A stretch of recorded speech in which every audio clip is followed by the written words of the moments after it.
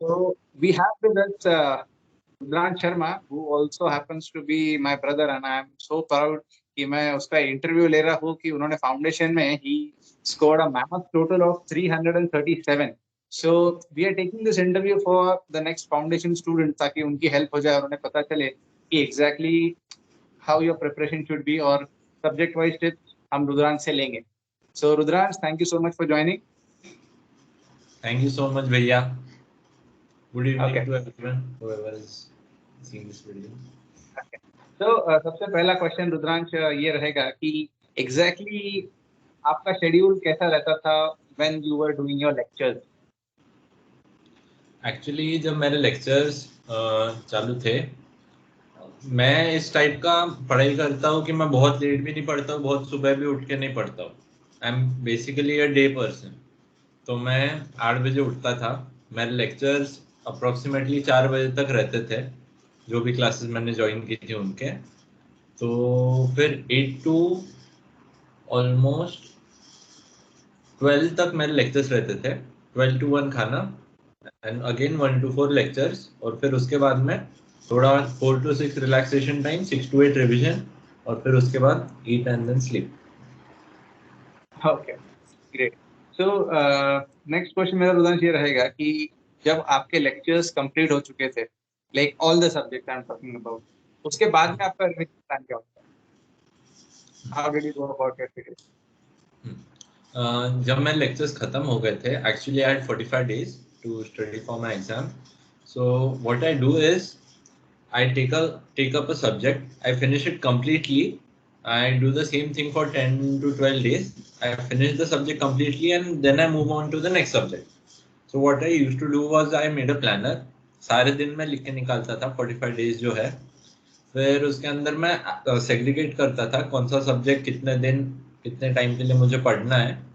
फिर मैं वो सब्जेक्ट के सारे चैप्टर्स लिखता था.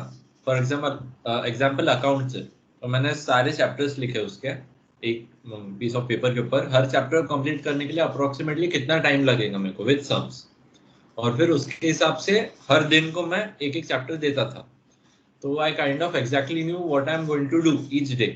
तो उसकी वजह से काफी प्लान बेस्ड होता थी पढ़ाई, और फिर ऐसा अपने को खुद को ही ये रहता है कि हो जाएगा, अच्छे से कंप्लीट हो जाएगा. Okay, great great.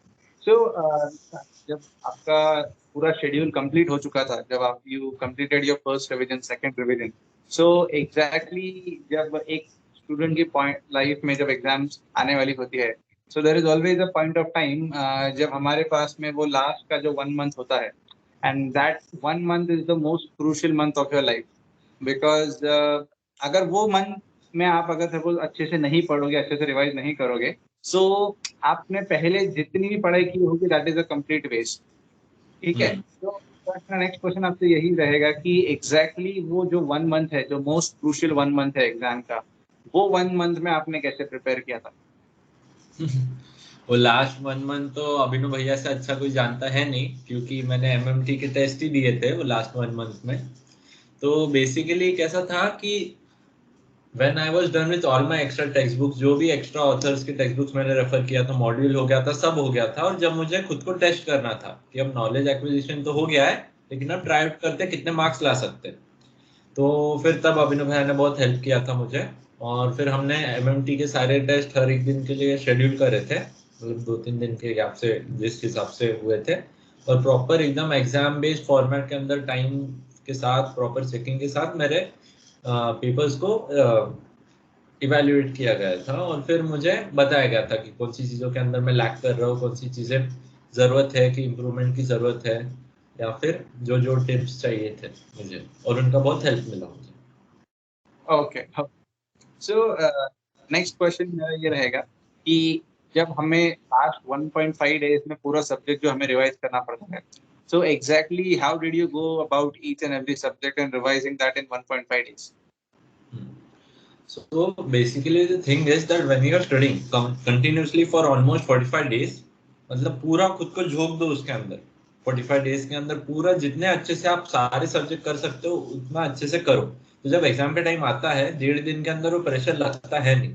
लोग क्या करते हैं कि एग्जाम के 1 दिन पहले के लिए चीजें छोड़ छोड़ के रखते हैं, कि मैं इतना एग्जाम के पहले पढ़ लूंगा तो याद हो जाएगा, पहले मुझे याद हो रहा नहीं है, नया नया देखूंगा अगले दिन तक याद रहेगा। पर वो सबसे बुरी स्ट्रैटेजी है, क्योंकि एग्जाम के एक दिन पहले अपने ऊपर बहुत प्रेशर रहता है और कोई भी चीज ढंग से दिमाग में जाती नहीं है। उल्टा एग्जाम के एक दिन पहले तो मैं ऑलमोस्ट 6 to 7 आवर्स ही पढ़ता था, वो भी मॉर्निंग टाइम के अंदर। शाम का टाइम बिल्कुल एकदम खुद के लिए फ्री रखता था ताकि मेरा माइंड फ्री रह सके। और फिर जो 6 to 7 आवर्स में पढ़ता था वो सिर्फ मैं गो थ्रू करता था कि क्या क्या है, समझो मैंने नोट्स बनाए हैं या फिर चैप्टर्स है, उनको बस गो थ्रू करता, तो कुछ भी नई चीज नहीं देखता था मैं। और उसके अंदर भी एक्स्ट्रा टेक्स्ट बुक्स तो बिल्कुल रेफर नहीं करता था, 1.5 दिन पहले only module. That was my strategy. Correct correct. So this I think students को काफी गाइडेंस मिला होगा कि exactly how their schedule should be. So coming on to a specific subject, जो हम एक स्पेसिफिक सब्जेक्ट स्ट्रेटेजीज के बारे में डिस्कस करने वाले थे, तो चलिए आपने अकाउंट्स का जो था उसके लिए स्पेसिफिकली कैसे प्रिपेयर किया, how did you tackle that subject? तो बेसिकली सबसे पहले मैं ये कहना चाहूंगा कि हमने सीए फाउंडेशन देने वाले हैं, तो वो अपने सीए की एंट्रेंस एग्जाम रहने वाली है। इंस्टीट्यूट को भी पता है कि बच्चे नए हैं, बच्चे एंट्रेंस में है, तो वो भी बहुत एकदम ऐसे स्ट्रिक्टली इवेल्युएट करने वाले हैं नहीं, मॉड्यूल की बाहर की चीजें पढ़ने वाले हैं नहीं।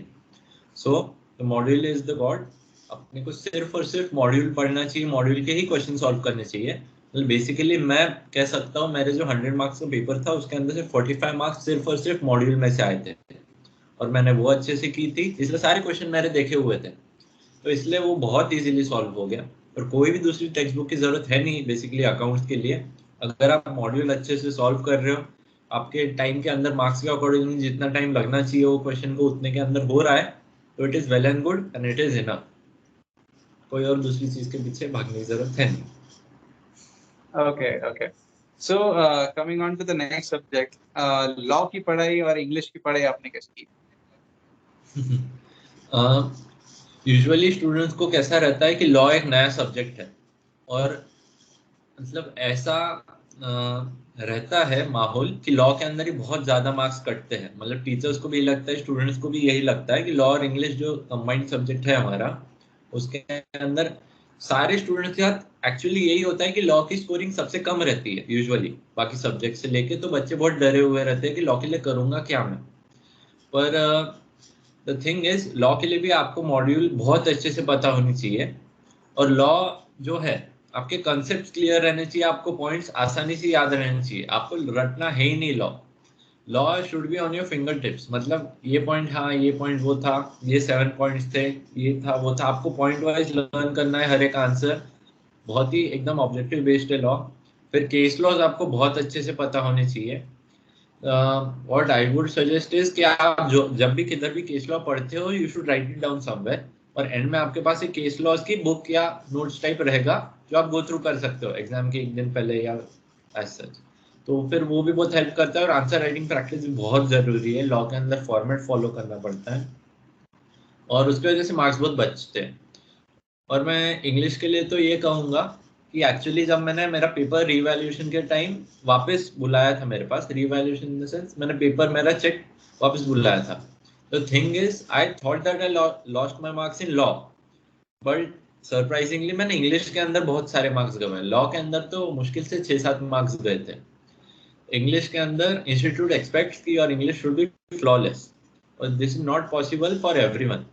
मतलब आपको भी पता ही होगा अभी तक कि इंस्टीट्यूट जो वोकैबुलरी के अंदर क्वेश्चंस पूछती है, we can't expect everyone to know all the words in that. तो इंग्लिश थोड़ा डिफिकल्ट सब्जेक्ट है, उसकी अगर प्रैक्टिस करेंगे हम तो इजीली हम इंग्लिश के अंदर आउट ऑफ 40 25 अबव ला सकते हैं, दैट इज पॉसिबल। और लॉ के अंदर भी अगर आप मॉड्यूल अच्छे से गो थ्रू कर रहे हो, वंस अगेन कोई भी एक्स्ट्रा टेक्स्ट बुक की जरूरत है नहीं, ये पूरे इंग्लिश लॉ सब्जेक्ट के अंदर आपको मॉड्यूल की ही जरूरत है और आंसर राइटिंग, बस। तो आप इजीली 70 अबव स्कोर कर सकते हो पूरे सब्जेक्ट के अंदर। Thank you. What was your score Rudransh law के अंदर? लॉ के अंदर I had scored 74। Okay, and what about Yeah. In In accounts, I had scored 85. Okay, great, great. So coming on to the next subject, आपका economics sorry, I am so sorry, maths का जो ये था subject, उसके बारे में आपने कैसे प्रिपेयर किया? Basically I would like to be frank about this, I am good at maths, और मैथ्स मेरा एकदम फेवरेट सब्जेक्ट जैसा है। तो फिर मैथ्स के लिए मैं ऐसा एज अ पढ़ाई कर रहा हूँ ऐसे मैथ्स नहीं करता था। मैथ्स के अंदर मैं घुस जाता था कि अब मैथ्स करेंगे, ऐसे खुशी होती थी कि आहा ये 10 दिन तो सिर्फ मैथ्स करना है। तो फिर मैथ्स का कैसा था, बेसिकली अपनी मॉड्यूल के अंदर बहुत सारे क्वेश्चंस कवर हुए हैं मैथ्स के अंदर, और if you manage to solve module के सारे questions, and that too you are not just marking it anything, you are not मतलब तुक्के नहीं मार रहे हो आप कुछ ना कुछ लॉजिक के साथ मार्क कर रहे हो। आपका इंस्टीट्यूट और जो मॉक टेस्ट पेपर्स है, आरटीपीस है, जो क्वेश्चन पेपर्स रह गए बाकी के मिले हैं, वो भी अच्छे से आपके सॉल्व हो रहे हैं, आपको कॉन्फिडेंस है कि हम टाइम के अंदर वेल अबव पासिंग मार्क्स ला सकते हो मैथ्स के अंदर, तो फिर वो बहुत अच्छा रहता है अपने लिए, क्योंकि अपने को कॉन्फिडेंस रहता है उस सब्जेक्ट के अंदर। वंस अगेन मैथ्स भी 3 चीजों में डिवाइडेड है, बेसिक मैथ्स, लॉजिकल रीजनिंग और स्टैटिस्टिक्स। तो फिर first I go on to logical reasoning, क्योंकि वो सबसे इजी है, उसके अंदर बहुत ज्यादा आपको प्रैक्टिस करने की जरूरत है नहीं। लॉजिकल रीजनिंग के अंदर अगर आपको कॉन्सेप्ट पता है कि ये चैप्टर के अंदर ये वे से मैं सॉल्व करूंगा, जिसके यूट्यूब के ऊपर बहुत सारे वीडियोस है उसके ऊपर कि कैसे इजीली चार्ट्स बना के कुछ करके सॉल्व कर सकते हैं, तो वो गो थ्रू कर लिया तो वो बहुत हार्ड टास्क नहीं है। The second thing is statistics. Statistics के अंदर इंस्टीट्यूट 3:1 रेशियो रखता है थ्योरेटिकल और प्रैक्टिकल बेस्ड क्वेश्चंस का, मतलब थियरी ही ज्यादा पूछते हैं आपको स्टैटिस्टिक्स के अंदर, और उसके ऊपर ही फोकस करना चाहिए। और फिर अपना मैथ्स आता है, तो मैथ्स तो बेसिकली आपकी जितनी प्रैक्टिस होंगी उतना अच्छा होगा मैथ्स के लिए। और मैथ्स के लिए मैंने मॉड्यूल के अलावा तुलसियन एंड त्रिवेदी, ये दोनों ऑथर्स की 2 बुक्स हैं, वो भी गो थ्रू की थी पूरी, तो उसकी वजह से काफी हेल्प रहा था मैथ्स के लिए मुझे। Okay. And what was your score in maths? Maths में 84 थे। Okay, 84. Okay. And what about the last subject, economics और BCK? Exactly आपने कैसी पढ़ाई की थी उसके लिए? Economics and BCK is that आपको इकोनॉमिक्स की टेक्स्ट बुक आप जितने अच्छे से गो थ्रू कर लोगे उतना अच्छा रहेगा। बेसिकली हमारा कैसा होता है ह्यूमंस के अंदर कि जितनी बार हम एक चीज बार बार देखते हैं, हमारी पिक्चर मेमोरी, एक कॉन्सेप्ट है वो हो जाती है, मतलब वो पेज याद होने लग जाता है आपको, आप सोचोगे तो हाँ ये चीज, ये पैराग्राफ इधर ऊपर ऊपर था। तो that thing should happen with economics and BCK. And economics के साथ तो होना ही चाहिए, क्योंकि आप इतनी बार वो बुक को गो थ्रू कर लेना चाहिए। और फिर इकोनॉमिक्स में once again is that understanding is very important. Economics के अंदर रट के आपको चलेगा ही नहीं।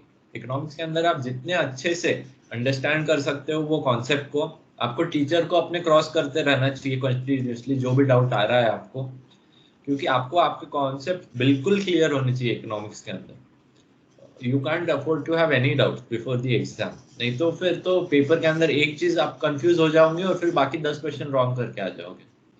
एंड फिर बीसीके का है कि बहुत लोग क्या करते हैं बीसीके के अंदर, थोड़े टॉपिक्स बहुत इजी है बीसीके के अंदर, और थोड़े टॉपिक्स इतने डिफिकल्ट है कि लोग सोचते हैं कि ये पढ़ूंगा ही कैसे, मैं तो पढ़ता ही नहीं हूँ, बाद में बचा हुआ देख लेंगे अपन, ये ऑप्शन बोल के छोड़ देंगे, मतलब अटेम्प्ट ही नहीं करेंगे। पर वैसा करना नहीं चाहिए। एक्चुअली बीसीके को आपको मतलब almost every day you should give 1 hour to BCK. Last के जो टर्मिनोलॉजी वाला है या फिर कंपनीज वाला है, कंपनीज के अंदर तो भी सीए फाउंडेशन के अंदर एकदम ट्रिकी क्वेश्चंस पूछते हैं नहीं वो, लेकिन फिर भी टर्मिनोलॉजी वाला चैप्टर है। मैं ये कह रहा हूँ क्योंकि मैंने वो बहुत अच्छे से गो थ्रू किया था। लास्ट डे पे मुझे जितने भी टर्म्स थे 300 के अराउंड जो टर्म्स थे, वो सबके सब मुझे ऑलमोस्ट याद थे कि कौन सा क्या है। और ये 10-10 टर्म्स कर करके मैंने 300 जोड़ा है, हल्लू हल्लू हल्लू करते करते, और वो भी बहुत हेल्प मिली मुझे एग्जाम के लिए। तो मैं बस यही कहना चाहूंगा। Okay. And what was your score? 94। 94. You scored 94. Okay, that's great. Okay. So, to just sum it up, I think everyone must have understood कि exactly कौन से सब्जेक्ट के लिए आपने कैसे प्रिपेयर करना चाहिए और कैसे you can plan out things and you can reach to your goals. So basically एक और चीज जो स्टूडेंट के दिमाग में चलती है कि which material they should refer while preparing for their exams, because faculty के notes होते हैं, फिर बाद में इंस्टीट्यूट के नोट्स रहते हैं, there are tons of notes which is available on YouTube free of cost. Telegram पे बहुत सारा content मिलता है. So which material did you use and which you think students should use so that उनको benefit हो? तो notes को basically अपन दो पार्ट्स के अंदर डिवाइड कर देंगे. एक है जो नोट्स से अपन पढ़ते हैं, जो अपना थियरी है, और दूसरे नोट्स हो गए जो क्वेश्चन आंसर्स है, यानी कि जो एक्स्ट्रा टेक्स्ट बुक अपन क्वेश्चन आंसर सॉल्व करने के लिए यूज करते हैं, जो बाकी फैकल्टीज के नोट्स है. तो जो अपना थियरी है जिससे अपन मेन बेसिक पढ़ते हैं, वो तो मॉड्यूल का ही होना चाहिए अपने जो इंस्टीट्यूट की है. उसके जगह कोई और चीज रेफर करने की जरूरत नहीं है. Module is the best. उसके अंदर बहुत अच्छे से दिया गया है, आप अगर अच्छे से गो थ्रू करोगे तो. और फिर जहाँ तक क्वेश्चन आंसर्स की बात है, पहले तो मॉड्यूल के क्वेश्चन आंसर्स सारे आपके अच्छे से हो जाने चाहिए, फिर उसके बाद ही कहूँगा मैं ये सब करने के लिए. अगर आपके मॉड्यूल के क्वेश्चन आंसर्स हो गए हैं, तो जैसा मैंने कहा कि अकाउंट्स, लॉ और इंग्लिश, इन तीनों के लिए तो कोई ज़रूरत है नहीं. दूसरे क्वेश्चंस के लिए, लॉ के लिए आपको केस स्टडी क्वेश्चंस की ज़रूरत है होगी, लेकिन वो भी आपको आरटीपी, एमटीपी और बाकी इंस्टीट्यूट के मटेरियल से मिल जाएगा. Same for accounts and English. And for economics and maths, एक बार जब आपका मॉड्यूल हो गया है, आपकी आरटीपी एमटीपी हो गई है पूरी, तब मैंने इकोनॉमिक्स के लिए पादुका पब्लिकेशन की जो बुक थी, ऑलमोस्ट उसके अंदर 2000 एमसीक्यूज रहते हैं, तो वो पूरी सॉल्व की थी. और मैथ्स के लिए जैसा मैंने कहा कि त्रिवेदी और तुलसी, ये दोनों बुक्स यूज की थी. Okay, great. So I think इससे काफी स्टूडेंट्स को एक एनलाइटनमेंट होगा कि एग्जैक्टली उन्होंने कौन से नोट यूज करने चाहिए. I also keep telling students कि आपको इंस्टीट्यूट का मटेरियल तो हमेशा रेफर करना ही चाहिए, because you are going to give an exam which is conducted by ICI and you are not going to refer those books which are issued by ICI. So you can just imagine the risk that you are putting on yourself. So basically Rudransh ने भी वही चीज कही है, and I hope कि students को एक समझ में आ जाएगा कि एग्जैक्टली कौन से नोट्स रेफर करने चाहिए, and this confusion would be cleared. And just to conclude Rudransh की एक लास्ट जो मेरा क्वेश्चन रहेगा कि and this batch of foundation जो अभी जून में उनका अटेम्प्ट जो एक प्लान है, एग्जैक्टली पता नहीं वो होगा या नहीं होगा, but they are struggling to balance their 12th and their foundation at once. Okay, I have also received many queries from students कि exactly उन्होंने कैसे मैनेज करना चाहिए. I have guided many students, but I think एक student to student connectivity जो होती है वो बहुत फास्ट होती है. So if you could say a few words कि exactly ये पैंडेमिक सिचुएशन के साथ में है, plus students are unclear as to उनका 12th कब होगा, फाउंडेशन तो उसके बाद आएगा, तो एग्जैक्टली उन्होंने फिर अभी कैसे प्लान करना चाहिए कि 12th और फाउंडेशन को बैलेंस करके. तो मेरा उसके ऊपर ये कहना है कि एक्चुअली मैंने मेरे फाउंडेशन की पढ़ाई जो थी वो जुलाई के अंदर स्टार्ट की थी. मेरा 12th हो गया था मार्च के अंदर. तो मेरा ये मानना है कि फाउंडेशन की पढ़ाई बहुत अच्छे से हो सकती है अपने 4 महीनों के अंदर ही. आपको पूरा उसके अंदर घुसना पड़ता है. जुलाई, अगस्त, सितंबर, अक्टूबर, ये 4 महीने भी बहुत इनफ है अपने पूरे फाउंडेशन की पढ़ाई कंप्लीट करने को. और जैसा अभी मई चल रहा है, तो आपके पास अभी भी 2 महीने हैं. मेरा ये कहना रहेगा कि आप 12th की ही पढ़ाई करो अभी मई जून के अंदर भी. जुलाई के अंदर you should begin with foundation की studies. Still you should keep in touch with 12th, अगर तब तक एग्जाम हुई नहीं 12th की तो भी. And then from August onwards you should focus on foundation, क्योंकि फाउंडेशन भी आपको कंप्लीट करना है. और अगर फॉर्चुनेटली 12th की एग्जाम हो गई तो it's well and good till August. और अगर 12th की एग्जाम फिर भी नहीं हुई आपकी, तो you have to make a call कि मुझे 12th के ऊपर बहुत ज़्यादा फोकस करना है या फाउंडेशन के ऊपर. क्योंकि जैसा आप जानते हो कि सीए फाउंडेशन मतलब सीए डिग्री, इसके एंट्रेंस के लिए आपने 12th का रिजल्ट ज़्यादा मैटर करता है नहीं. तो तभी आपको कॉल लेना पड़ेगा कि अब 12th की मैंने इतने टाइम तक पढ़ाई कर ली है, क्या ये इनफ रहेंगी, हर दिन 2 घंटे डाल के क्या मैं उसको टच में रख पाऊंगा और फाउंडेशन के अंदर पढ़ाई शुरू करूंगा. तो जुलाई, अगस्त, सितंबर, अक्टूबर, these months should be your foundation months. Okay, great. So I think जो क्वेश्चंस थे जो हमें पूछने थे आपसे वो तो एंड हो चुके हैं. So thank you so much for connecting with us and आपका एक बार एक्सपीरियंस शेयर करने के लिए. And I hope कि स्टूडेंट्स को काफी एनलाइटमेंट होगा ये चीज से and they would be really benefited with this. So if you have any queries, you can just comment on this video so we can ask Rudransh also, and we also have a team of experts who can revert back to you. So thank you so much for watching this video.